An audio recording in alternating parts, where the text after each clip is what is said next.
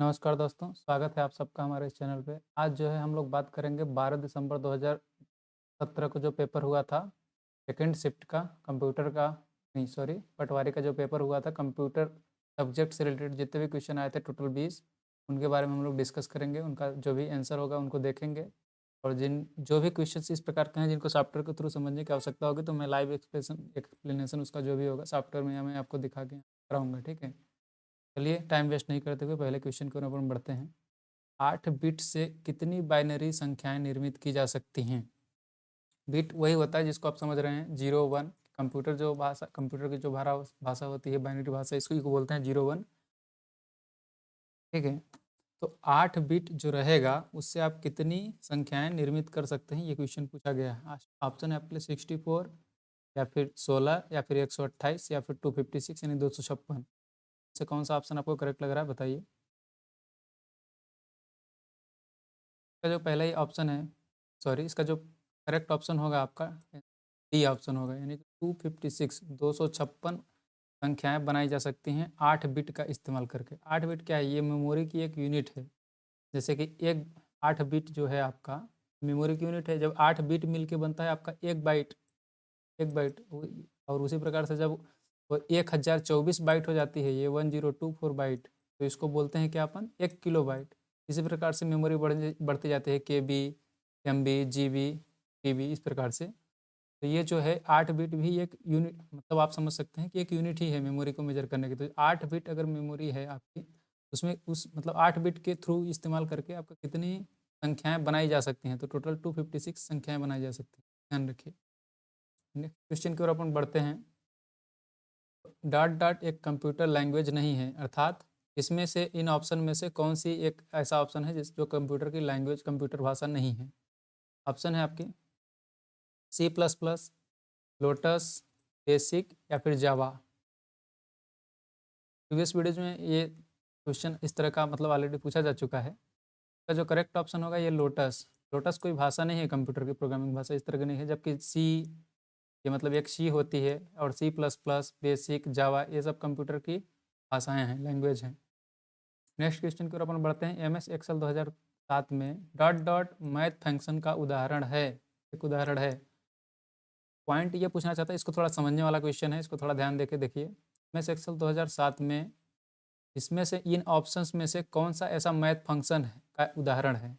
इनमें से ये आपका ऑप्शन है इफ़, एंड, काउंट या फिर SQRT यानी कि स्क्वायर रूट इसको बोलते हैं। बताइए इनमें से कौन सा आपका ये ऑप्शन आपको लग रहा है? इसका जो करेक्ट आंसर है ये स्क्वायर रूट ही है। अगर यही क्वेश्चन इस प्रकार का है, इसको इसी तरह के क्वेश्चन दिखाने के लिए मैं आपको ये ऑलरेडी वीडियो बना रहा हूँ, क्योंकि इन क्वेश्चंस को आप बुक में नहीं पढ़ सकते हैं। पढ़ भी लेंगे तो समझ में नहीं आएगा, समझ भी लेंगे तो क्वेश्चन का आंसर जब एग्जाम में आएगा तो नहीं कर पाएंगे आप। देखना पड़ेगा सॉफ्टवेयर पे करके, तभी आप इन क्वेश्चंस को समझ पाएंगे, ठीक है। क्या बोलना चाह रहा है ये मैं दिखाता हूँ आपको। MS एक्सेल में मैथ फंक्शन का एक उदाहरण है, काउंट है, एंड है, इफ है। इफ देखिए इफ लगाते हैं अपन कब? ये लॉजिकल फार्मूला है, एक लॉजिकल एंड का ही लॉजिकल फार्मूला है। काउंट तो डायरेक्ट काउंट है, अरिथमेटिक है, डायरेक्ट जोड़ देना है। फंक्शन क्या होता है? फंक्शन होता है जोड़ मतलब स्क्वायर रूट होता है फंक्शन एक प्रकार का। जैसे कि 1/2 स्क्वायर रूट हटाते हैं तो अपन ये 1/2 लगता है। यहाँ पे जो डाटा रहेगा उसका आप स्क्वायर रूट करेंगे, ये तो वो एक फंक्शन के अंतर्गत आएगा। ये इसमें एक्सेल में दिखाता हूँ कहाँ पे होता है। जैसे कि मान लो आप यहाँ पे कोई डाटा लिखा हुआ है, ठीक है, दूसरी सीट पे देख लेते हैं। तो सेकंड वेट करिए। तो आप कुछ भी यहाँ पे मान लो लिख रहे हैं, आप यहाँ पे आप लिख दिए 225। अब आपको इसको स्क्वायर रूट निकालना है। कहाँ से निकालेंगे? या फार्मूला सेक्शन में जाएंगे या फिर आप यहाँ पे डायरेक्ट लिखेंगे, ये ऐसे बराबर बराबर का सिंबल लगाएंगे प्लस SQRT, ये आप इसको लगाएंगे, ठीक है। और इसमें तो लिखने के बाद क्या करेंगे? तो सेलेक्ट करेंगे। जस्ट वेट करिए थोड़ा सा। इसमें आप पहले ब्रैकेट लगाएंगे ये और इसको सेलेक्ट कर देंगे जिसका आपको रूट निकालना है। इंटर करेंगे, ये आपका आंसर आ जाएगा कितने। यहाँ पे मान लो अगर 169 है ये, इसका भी आपको रूट निकालना है। या फिर यहाँ पे कुछ भी लिख रहे हैं, यहाँ पर 250 225 या फिर कुछ भी लिख रहे हैं 625 मान लो आप लिख दे रहे हैं इस तरह से। जब आप इसको इस तरह से स्क्रॉल करेंगे ना नीचे, तो ये आपका फार्मूला ऑलरेडी फिल्ड है, तो इसका स्क्वायर ऑटोमेटिकली निकल के आपके पास आ जाएगा। तो ये भी एक फंक्शन का उदाहरण है। फंक्शन क्या होता है, ये देखिए इंसर्ट फंक्शन लिखा हुआ है यहाँ पे। यहाँ पे किसी नए नए सेल पे अपन ले जाके देखते दिखाता हूँ आपको। देखिए यहाँ पे sum, average, if, hyperlink, count, max, sum up, ये इस प्रकार के जो है ना, ये सभी फंक्शन ही हैं। परंतु जो लॉजिकल फंक्शन हैं, कुछ लॉजिकल फंक्शन होते हैं, कुछ एक्चुअल वाले फंक्शन होते हैं। जो ये पूछना चाहता है, मैथ के फंक्शन होते हैं। तो मैथ फंक्शन के अंतर्गत आपका स्क्वायर रूट ये वाला फंक्शन करेक्ट ऑप्शन हो जाएगा। ठीक, नेक्स्ट क्वेश्चन की ओर अपन बढ़ते हैं। कंप्यूटर में एंटीवायरस इसके लिए इस्तेमाल किया जाता है, यानी कंप्यूटर में जो एंटीवायरस होता है उसका इस्तेमाल किस पर्पज से किया जाता है कंप्यूटर के अंतर्गत। ऑप्शन है कंप्यूटर को वायरस से सुरक्षित रखने के लिए, अथवा कंप्यूटर को आग से सुरक्षित रखने के लिए, मेमोरी साइज बढ़ाने के लिए, या फिर अन्य प्रोग्राम को इंस्टॉल करने के लिए। कौन सा ऑप्शन आपको करेक्ट लग रहा है, इसको बताइए मुझे। इसका जो करेक्ट ऑप्शन होगा, आप सबको पता होगा मुझे लगता है, कंप्यूटर को वायरस से बचाने के लिए ही एंटीवायरस का इस्तेमाल किया जाता है। नेक्स्ट क्वेश्चन इसमें चलते हैं अपन। फिफ्थ नंबर का क्वेश्चन है, डॉट डॉट का उपयोग अप्रत्यक्ष रूप से उन कार्यों को पूर्ण करने के लिए किया जा सकता है जो एक अनाधिकृत उपयोगकर्ता अप्रत्यक्ष रूप से पूर्ण नहीं प्रत्यक्ष रूप से पूर्ण नहीं कर सकता है। मतलब क्या हुआ इसका, मान लीजिए कंप्यूटर आपका है, परंतु कोई एक ऐसा दूसरा व्यक्ति है जो आपका कंप्यूटर में से कोई डाटा चोरी करना चाहता है, उसको आपकी फ़ोटोज़ देखनी है, परंतु आप उसको नहीं दे रहे हैं, तो अप्रत्यक्ष रूप से, प्रत्यक्ष रूप से नहीं देख पा रहा, तो अप्रत्यक्ष रूप से आपके सॉफ्टवेयर में घुसने की कोशिश करेगा, आपके कंप्यूटर में घुसने की करेगा किसी दूसरे सॉफ्टवेयर प्रोग्राम के तहत। तो उसको आप इनमें से कौन सा ऑप्शन करेक्ट होगा उस समय, मतलब इसको आप क्या बोलेंगे, ज़ॉम्बी बोलेंगे, वार्म, या फिर ट्रोजन हॉर्स, या लॉजिक बॉम्ब। बताइए कौन सा ऑप्शन आपको सही लग रहा है। इसका जो करेक्ट ऑप्शन होगा ट्रोजन हॉर्स होगा।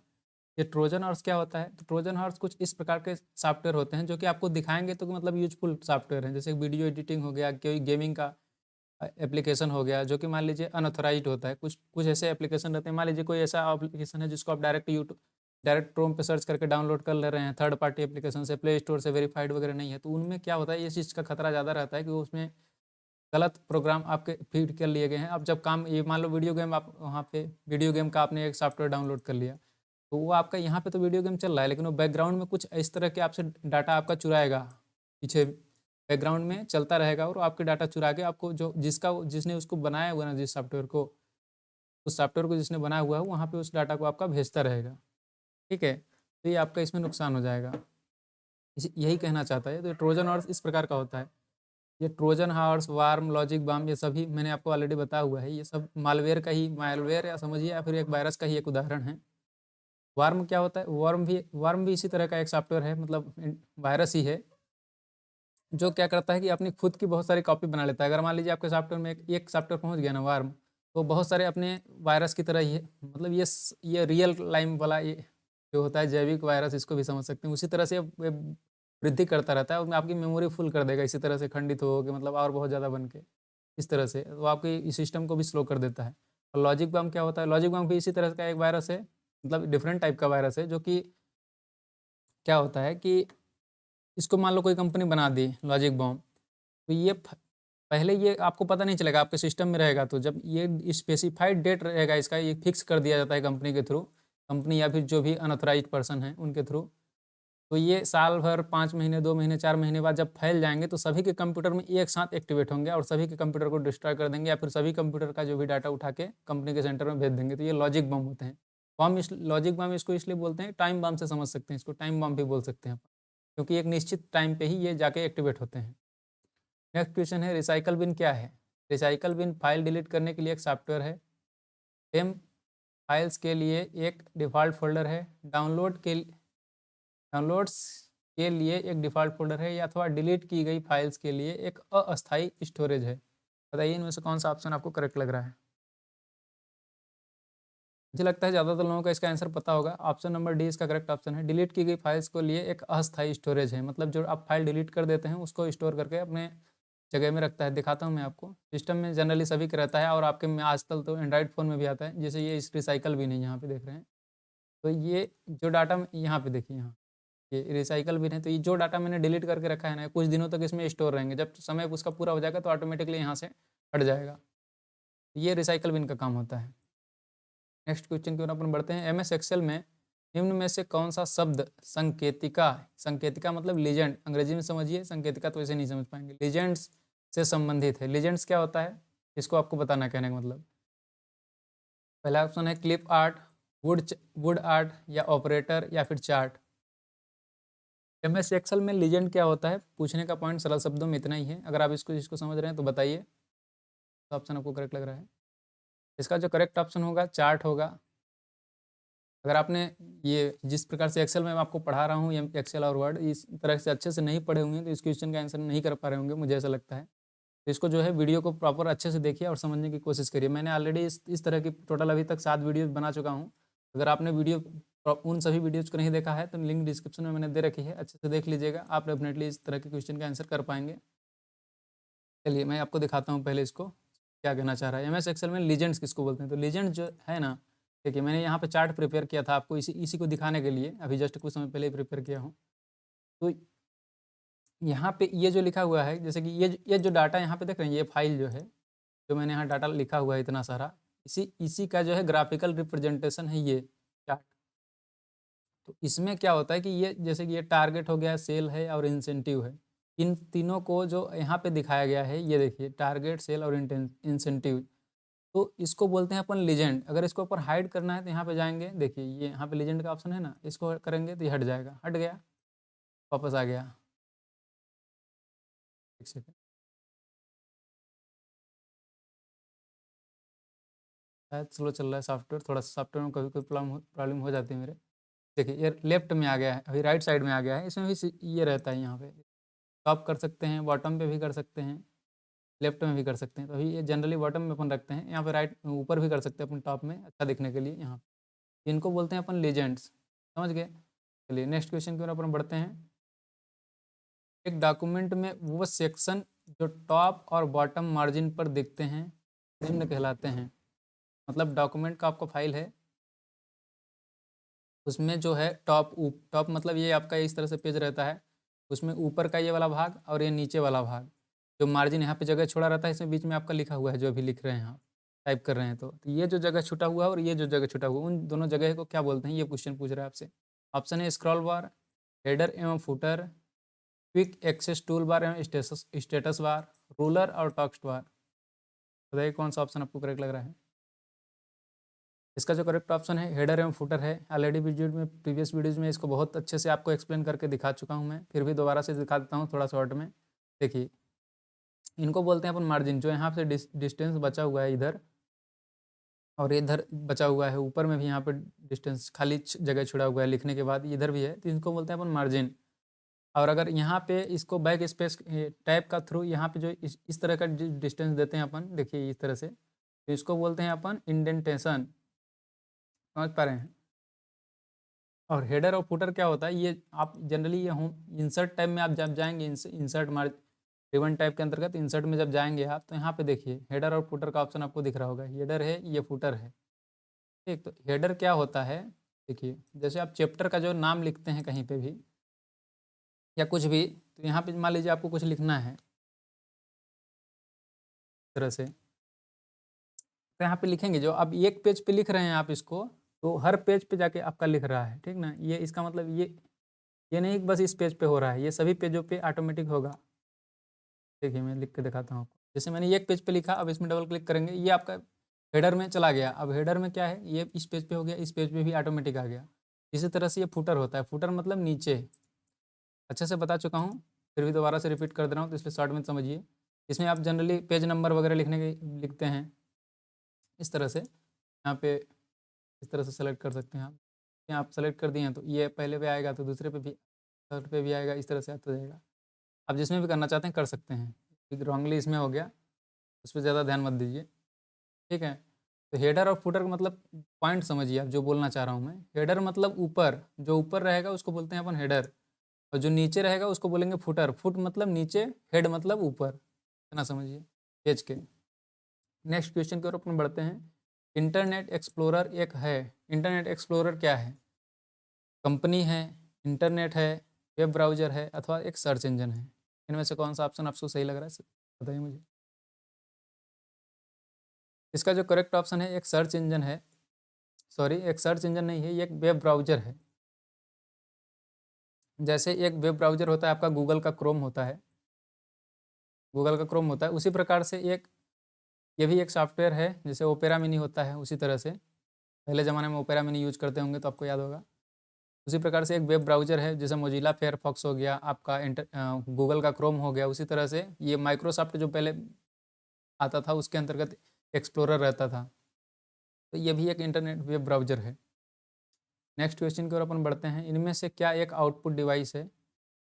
MIC, माउस, स्पीकर अथवा कीबोर्ड, इनमें से कौन सा एक आउटपुट डिवाइस है बताइए? अगर आप इस क्वेश्चन को नहीं कर पा रहे हैं तो एलिमिनेशन प्रोसेस के थ्रू करके देखिए, आप डेफिनेटली कर पाएंगे इसका सर। बताइए मुझे फटाक से।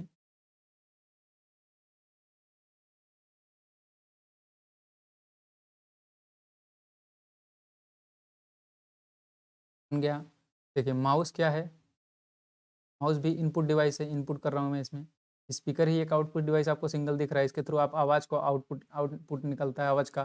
कीबोर्ड भी इनपुट डिवाइस है, जिसके थ्रू अपन कीवर्ड को इंसर्ट करते हैं, की को जो भी इसमें लिखना है उसको इंसर्ट करते हैं।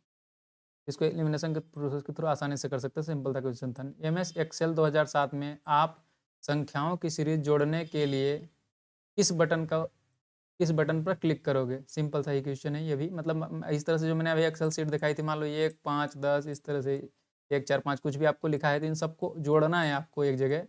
तो किस बटन का आप इस्तेमाल करेंगे? ऑटो सम बटन का, या फिर इंसर्ट बटन का, या टोटल बटन का, या फिर क्विक टोटल बटन का?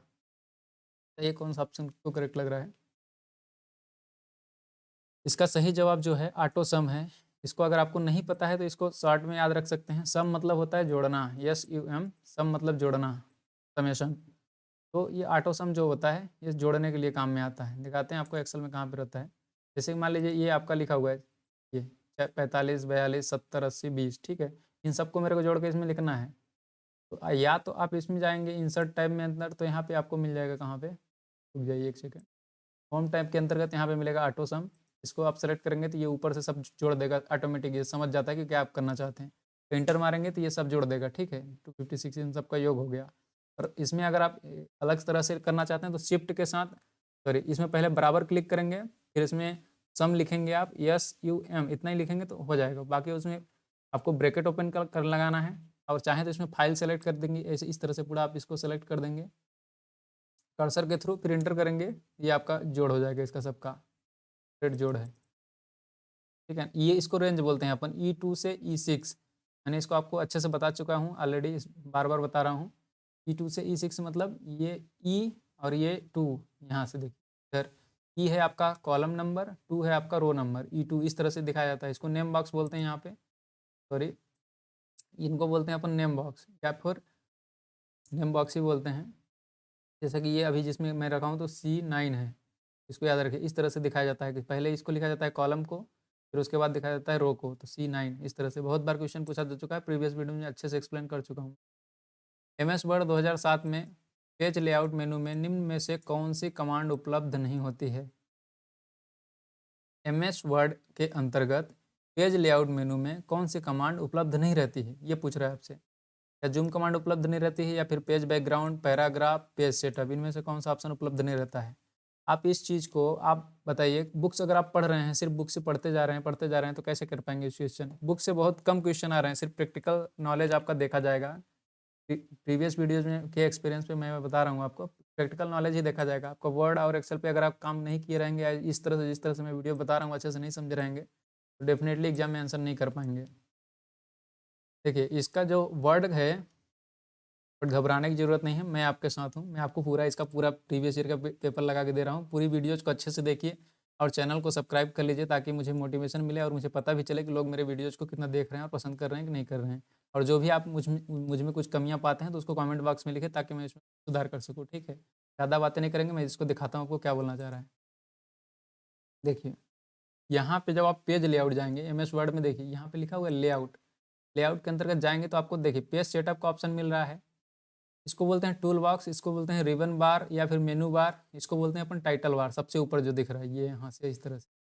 और ये जो वाला जो नीचे वाला है इसको बोलते हैं अपन स्टेटस बार, इसको बोलते हैं अपन क्या बोलते हैं, रूलर बार, और ये जो यहाँ पे है इसको बोलते हैं एलिवेटर या स्लाइड बार। ठीक, इतना सब कुछ बताया मैंने। एक एक पॉइंट इंपॉर्टेंट है, इसको 10 सेकंड 20 सेकंड पीछे करके रिपीट करके बार बार देखिए, लेकिन इन चीज़ों को जो मैं एक बार बोल देता हूँ उनको याद रखा करिए। ठीक है, अपन तो इसमें आपको 3 ऑप्शन तो मिल ही गए, पेज सेटअप, पैराग्राफ और अरेंज। अरेंज में देखिए यहाँ पे ब्रिंग फॉरवर्ड और सेंड फॉर बैकवर्ड लिखा हुआ है, इसका मतलब होता है बैकग्राउंड में अगर आप कुछ यहाँ पे थीम दे चुके हैं पहले से, क्लीन वगैरह, मतलब अभी तो कुछ भी नहीं है इसलिए ये एक्टिवेट नहीं हुआ है, लेकिन ये बैकग्राउंड के लिए यूज किया जाता है। तो यहाँ पे आपका जो 3 ऑप्शन दिया हुआ है, paragraph, page background, page setup, ये तो तीनों ऑप्शन हैं। क्या ऑप्शन नहीं है? जूम ऑप्शन नहीं है। पेज लेआउट के अंतर्गत स्पेशली जूम लेआउट नहीं रहता है। यहाँ पे आप देखेंगे तो ये जूम है, लेकिन ये स्पेसिफाई पेज लेआउट के लिए नहीं है, ये तो हर जगह रहता है। जब तक आप इसमें वर्ड में काम करेंगे तो ये आपको स्पेसिफाई स्टेटस बार में दिया रहता है कि आप अच्छे से वर्क कर पाएँ इस पर। लेकिन इसमें मतलब पेज लेआउट के अंतर्गत स्पेसिफिक टूल उसका नहीं है, ये टूल बॉक्स इसको बोलते हैं। तो इसके अंतर्गत ये ऑप्शन आपको नहीं मिलेगा जूम करने के। क्वेश्चन के हिसाब से आपका जो करेक्ट ऑप्शन होगा ये जूम होगा। ठीक है, नेक्स्ट क्वेश्चन में बढ़ते हैं। मैग्नेटिक स्टोरेज डिवाइस का एक उदाहरण है OMR, तो optical magnetic reading hard disk, sorry, हाँ ये सही है OMR का। और CD रोम डिस्क या फिर मेमोरी स्ट्रिप, इनमें से कौन सा ऑप्शन आपको सही लग रहा है बताइए। इसका जो करेक्ट ऑप्शन है ये है हार्ड डिस्क। जो हार्ड डिस्क होती है आपकी, हार्ड डिस्क होती है, फ्लॉपी डिस्क होती है, एक जिप डिस्क भी होती है। ये आपके जो एग्जांपल हैं ये मेमोरी स्ट्रिप की डिवाइस, मेमोरी की मतलब memory storage device, magnetic storage device हैं। मैग्नेटिक मतलब चुंबकीय स्टोरेज डिवाइस में चुंबकीय, जैसे आप पुराने ज़माने में एक टेप रिकॉर्डर आता था, टेप रिकॉर्डर में इस तरह से कैसेट रहती थी, तो यहाँ पे एक पतली सी पट्टी चलती रहती थी, वो भी एक मैग्नेटिक स्टोरेज डिवाइस ही है। और हार्ड डिस्क जो होते थे पहले डेस्कटॉप में, जनरली अभी भी कहीं कहीं मिल जाता है आपको यूज करने के लिए, तो हार्ड डिस्क भी जो होती है एक प्रकार की मैग्नेटिक स्टोरेज डिवाइस है। ठीक है, इसी प्रकार से आगे बढ़ते हैं अपने नेक्स्ट क्वेश्चन की ओर। एक कंप्यूटर में एक कंप्यूटर के 3 मुख्य अवयव निम्न होते हैं। मतलब कंप्यूटर में मुख्य पार्ट तीन कौन से मुख्य पार्ट होते हैं? ऑप्शन है आपके लिए CPU, मेमोरी और टेप। सेकंड ऑप्शन है टेप, मेमोरी या फ्लॉपी डिस्क। या तीसरा ऑप्शन है आपका IO लिखा हुआ है, IO का मतलब इनपुट और आउटपुट स्लैश में, प्रिंटर, माउस। चौथा ऑप्शन है CPU, इनपुट आउटपुट और मेमोरी। बताइए। इसका जो करेक्ट ऑप्शन है ये होगा, क्योंकि आपने अगर थोड़ा बहुत भी कंप्यूटर पढ़ा रहा होगा तो आपको पता होगा CPU जो है आपके कंप्यूटर का मुख्य अवयव है। उसमें अपन इनपुट आउटपुट डिवाइस मतलब सेलेक्ट करते हैं, जैसे माउस से इनपुट कर रहा हूँ, और ये जो भी आपका मॉनिटर में आप जिसमें देख रहे हैं तो वहाँ पे आप देख पा रहे हैं, तो देखेंगे तभी तो काम हो पाएगा। तो प्रोसेसिंग कर दिया ये, और यहाँ पे से अपन इनपुट दे रहे हैं तो आउटपुट निकल रहा है, और मेमोरी में अपन स्टोर करेंगे, इतना रहेगा तो आपका पूरा काम हो जाएगा। तो ये मुख्य अवयव जो हैं यही 3 अवयव हैं। 95 क्वेश्चन नंबर है, MS एक्सेल 2007 में सिंबल ग्रुप किस टैब में उपलब्ध रहता है? सिंबल ग्रुप, ये भी एक्स, देखिए आप हर वीडियोज में मैं ही बार बार बोलता हूँ, बट इस बार नहीं मतलब बोल ही दे रहा हूँ, अब तो निकल ही गया तो बोल दे रहे हैं। जो है MS एक्सेल और वर्ड से क्वेश्चन काफ़ी सारे क्वेश्चन जा रहे हैं। अगर इन वीडियोज इस तरह की मैं जो आपको क्वेश्चन करा रहा हूँ, मैंने देखा है यूट्यूब पे ऑलरेडी, कोई नहीं करा रहा है, तो अच्छे से मैं अगर प्रॉपरली आपको करवा रहा हूँ तो इनको ध्यान से देखिए और इनको याद करिए। और अगर नहीं बन रहा है तो कहाँ क्यों नहीं बन रहा है, उसको 2 बार 3 बार वीडियो को रिपीट करके देखिए।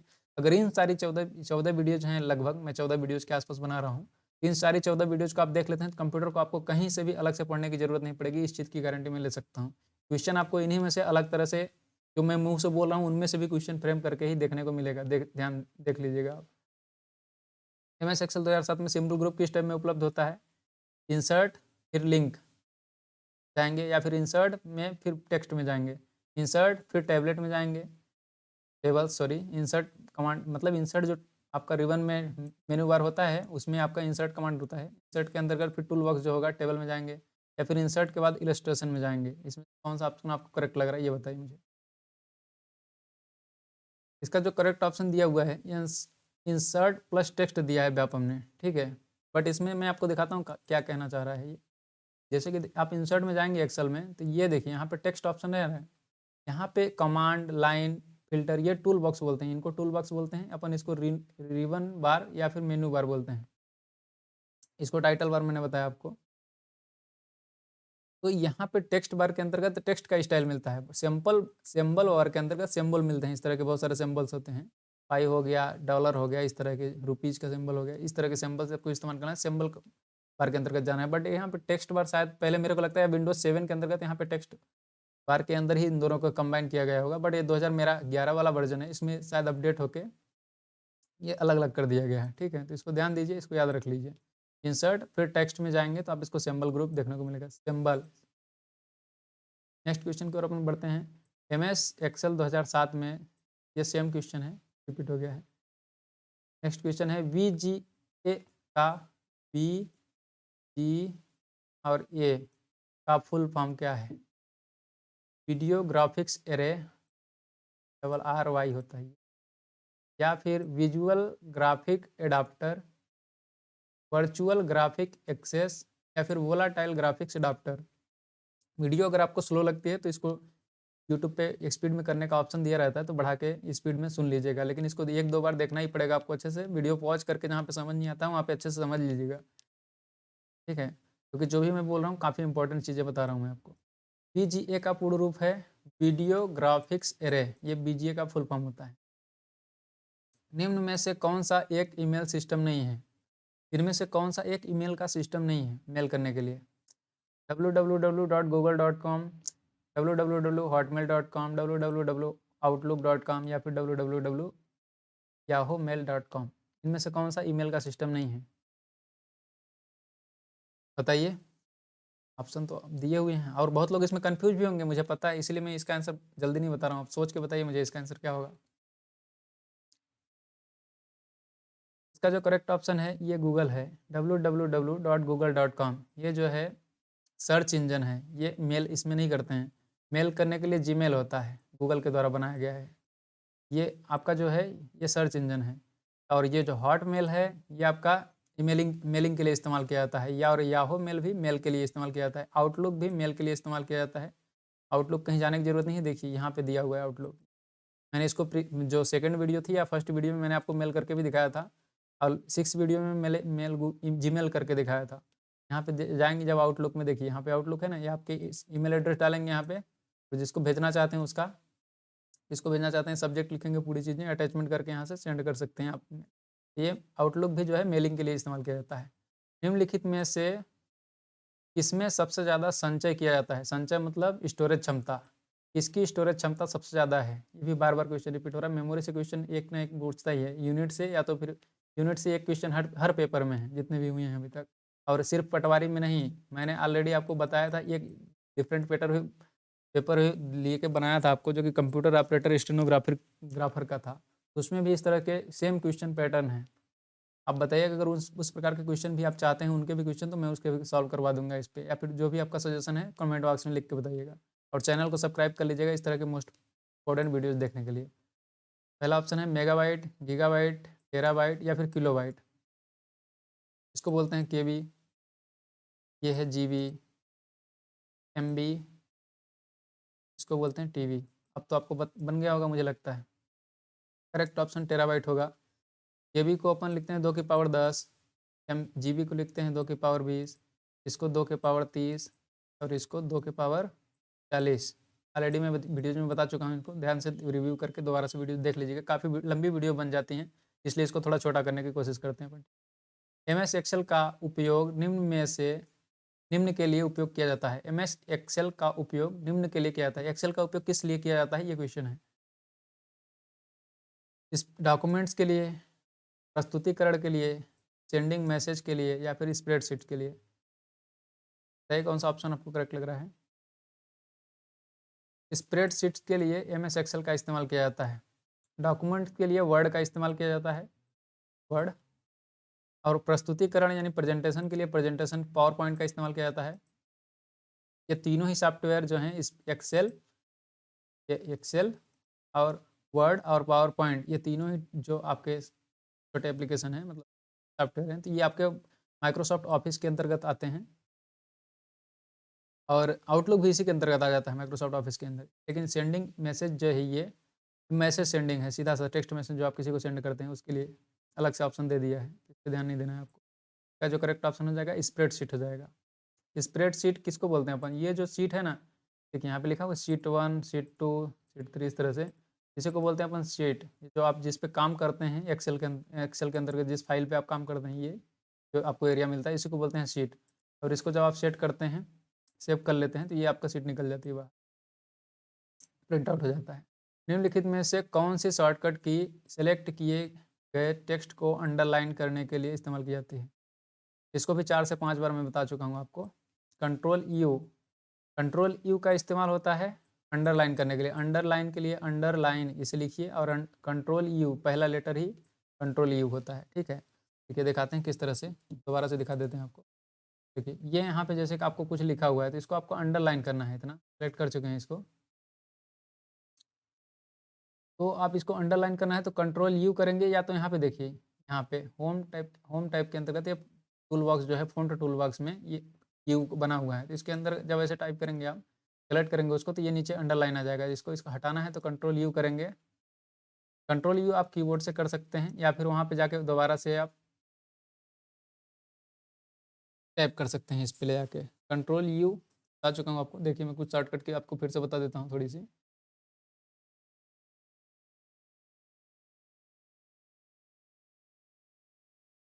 देखिए ये control plus you, control you से क्या होता है अंडरलाइन, कंट्रोल बी से क्या होता है बोल्ड। बोल्ड क्या होता है, देखिए ये आपको सेलेक्ट कर दिया आपने इतना, यहाँ पे देखिए ये बी बना हुआ है, तो कंट्रोल बी से बनेगा बोल्ड। बोल्ड मतलब ये थोड़ा अलग दिखेगा आपको, मोटा चौड़ा दिखेगा, थोड़ा गाढ़ा दिखेगा। ये होता है कंट्रोल बी से बोल्ड, कंट्रोल यू से अंडरलाइन, ठीक। कंट्रोल सी से कॉपी, कंट्रोल भी से पेस्ट, कंट्रोल एक्स से क्या होगा बताइए, बता चुका हूँ मैं आपको। कंट्रोल एक्स से होगा कट, कंट्रोल जेड से होगा अंडू, कंट्रोल वाई से होगा रिडू। कहाँ पे है रिडू अंडू, ये देखिए, इसको बोलते हैं अपन अंडू, इसको बोलते हैं रिडू। और ये डिलीट करने के लिए भी बार बार पूछा जा चुका है, तो बैक, जैसे अभी हम यहाँ पे ब्लिंक कर रहा है आपका लाइन, तो अगर ओ को काटना है तो आप बैक स्पेस का बटन दबाएंगे। बट अगर आप मान लो कि यहाँ पे यू को काटना है तो आप डिलीट बटन दबाएंगे। तो अगर हम इस तरह से क्वेश्चन ऑलरेडी पूछा हुआ है, ये बहुत सारे लोगों को नहीं पता होता है, इसलिए बता रहा हूँ, ध्यान से समझिए इस चीज़ को। बैक स्पेस के थ्रू आप ये जो ब्लिंक कर रही है लाइन आपकी, उसके लेफ्ट साइड में कब आपको अक्षर डिलीट करना है वर्ड, तो आप बैक स्पेस का प्रयोग करेंगे। अगर राइट साइड में डिलीट करना है तो डिलीट बटन का प्रयोग करते हैं। ठीक है, और डिलीट बटन कहाँ होता है ये भी दिखा देते हैं शॉर्ट में आपको थोड़ा सा। जनरली बहुत सारे लोगों को नहीं पता रहता है ये, और ये क्वेश्चन इसीलिए बार बार पूछा जाता है। यहाँ पे देखिए डिलीट बटन है, डिलीट बटन में राइट साइड में डिलीट होता है, और इसको काटते हैं जब आप बैक से, तो ये आपको मोबाइल में भी रहता है, तो काटते हैं तो पीछे का ही कटता है, मतलब लेफ्ट साइड का कटता है। ठीक है, आज के लिए मुझे लगता है इतनी पर्याप्त है। 20 क्वेश्चन टोटल अपन कर लिए हैं। नेक्स्ट वीडियो में अपन मिलते हैं। चैनल को सब्सक्राइब कर लीजिएगा ध्यान से, और पढ़ते रहिए बढ़िया से मस्त से, और कोई भी सजेशन है तो कमेंट बॉक्स में छाप के बताइए। तब तक मिलते हैं नेक्स्ट वीडियो में, तब तक के लिए tata, take care, good bye. मिलते हैं नेक्स्ट वीडियो में, धन्यवाद।